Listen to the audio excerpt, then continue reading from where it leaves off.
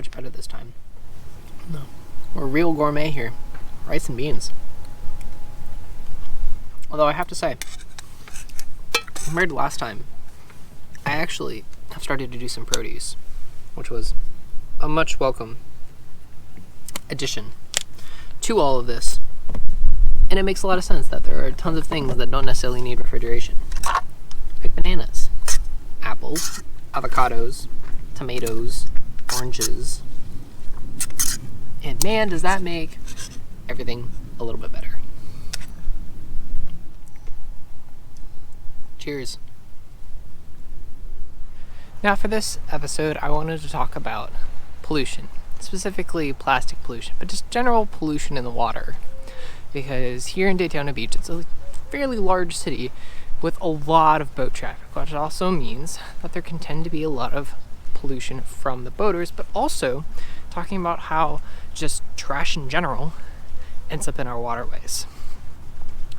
Let me see if I can find you some examples of how trash just ends up everywhere. And it leads to the ocean, and that's not good.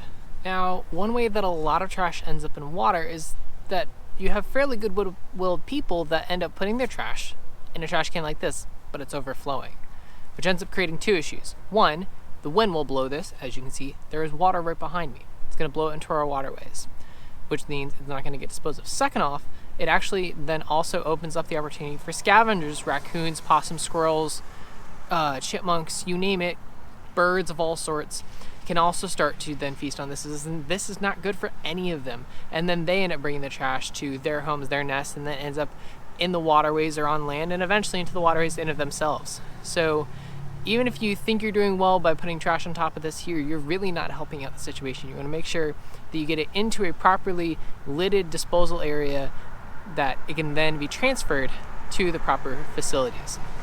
Because once it gets into the water, it's a lot harder for people to clean things up. Now, that's why we have organizations like 4Ocean and a bunch of other great organizations that are cleaning up our waterways, but it'd be great if those organizations didn't have to exist in the first place. Just like I was talking about, here I'm going to point out that I am not even 20 feet down from that trash can that we were just talking about, and there's tons of trash in this water right here. Does it ever really stop raining in Florida? Like, even for 12 hours, 6 hours, does it ever just stop raining? No? No? Okay. Just thought I'd ask.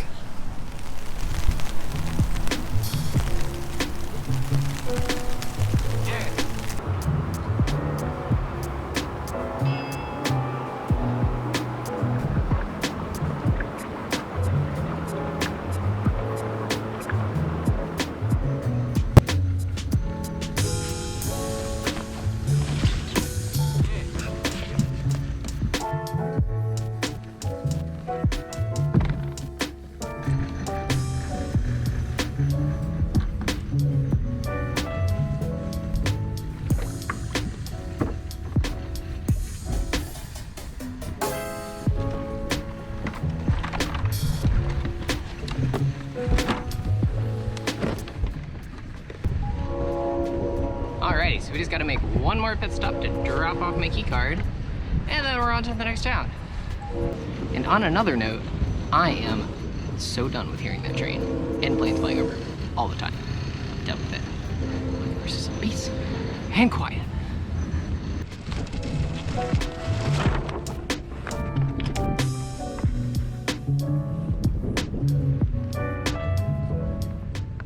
So continuing on with our plastic pollution and just general pollution in water segment, I'm gonna do my best today to try and video and show all the different kinds of trash that end up in our waterways. I've already got two to start off the morning. First one is a crushed up soda can, and the other one is an old Taco Bell cup. And I haven't even been out of the marina for 2 minutes. This doesn't bode well. Here is our next piece of trash. And it is a saltine cracker wrapper. Saltine crackers. No crackers though, just the packaging. couldn't just left that for me? No? Fine. Yeah, I know, I wouldn't have eaten. I was kidding. It was a joke.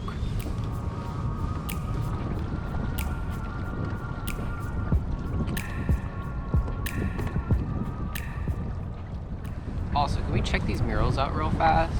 Take a look at this.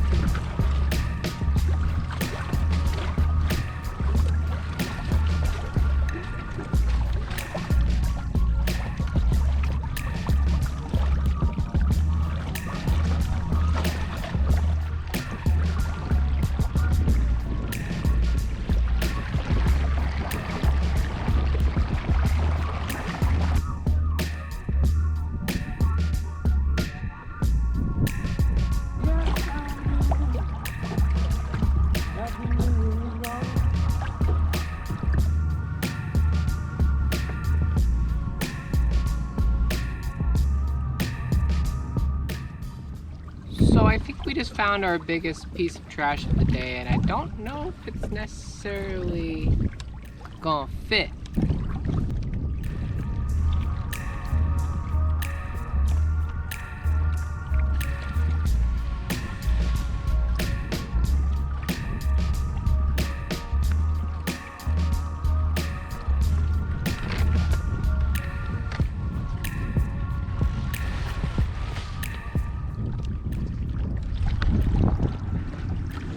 Well,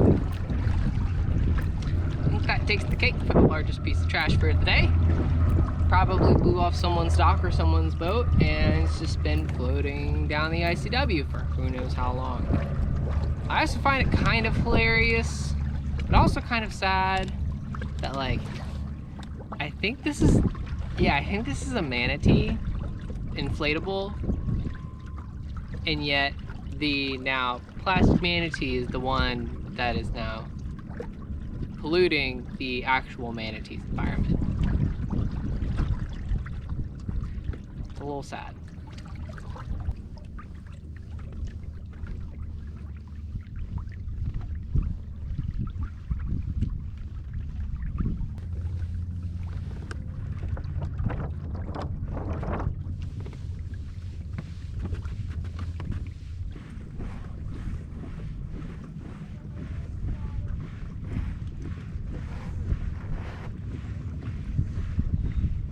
So we've got some decisions to make, and I don't like most of them.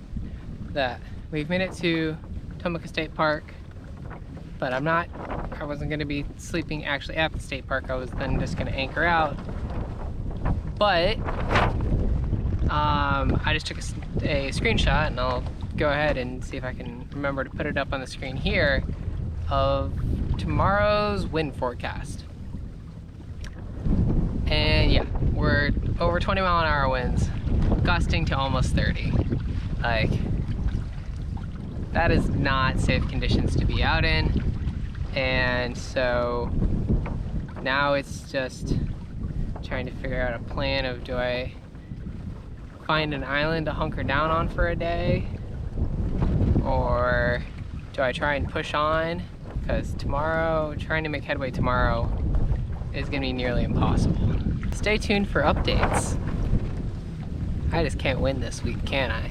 But we gotta stay positive, gotta keep working whatever angle we can.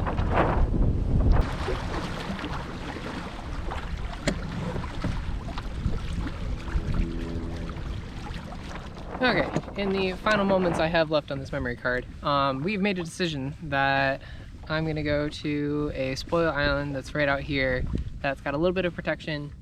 I'm gonna pull the boat as far up as I can, and we're just gonna hunker down because it's gonna get windy. You'll see.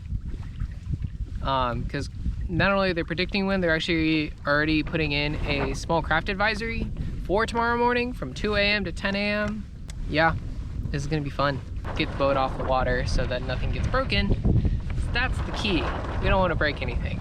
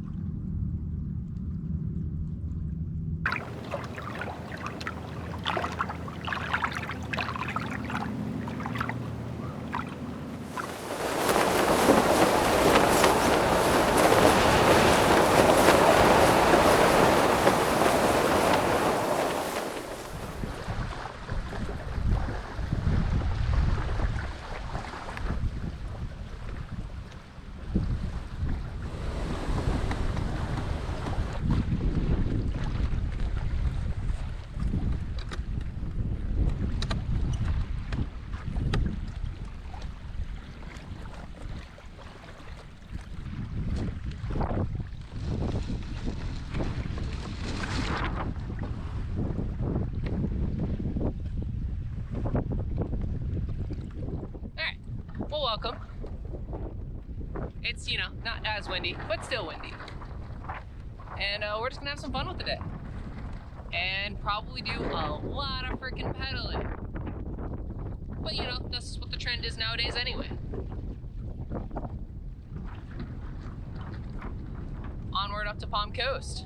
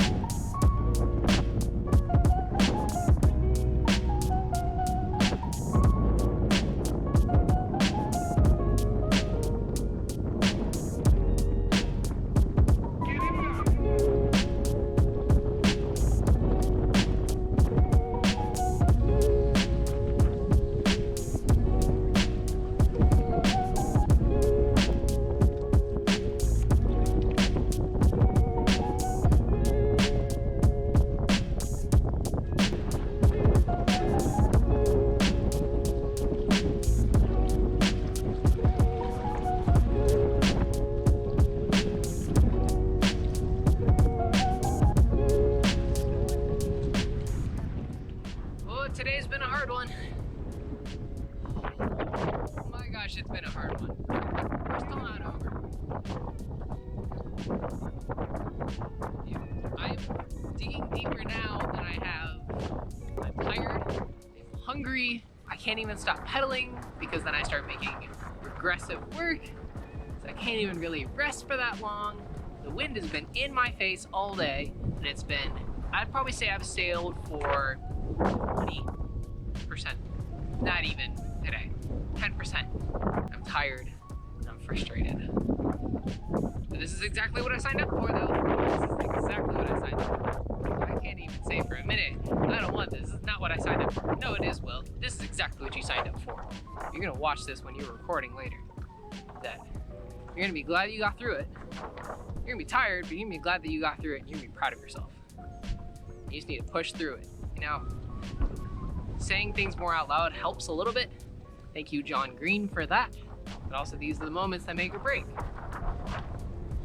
And if you can dig deep and you can push through this, and I will, I've got 2 miles left. 2 miles.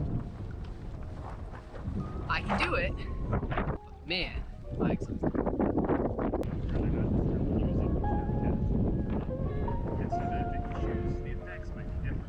We did it. We did it. Oh my gosh. I'm so tired. So tired. But we did it. And with that, we have made it to Palm Coast, Florida. And our next stop is St. Augustine. But for this video, I'm gonna go ahead and leave things here. Thank you all so much for watching.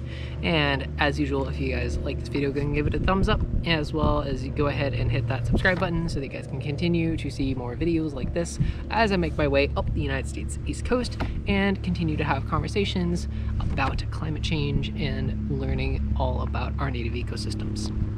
So thank you so much. Again, my name is Will, and this is Climate Kayak and Conversation. I'll see you guys next video.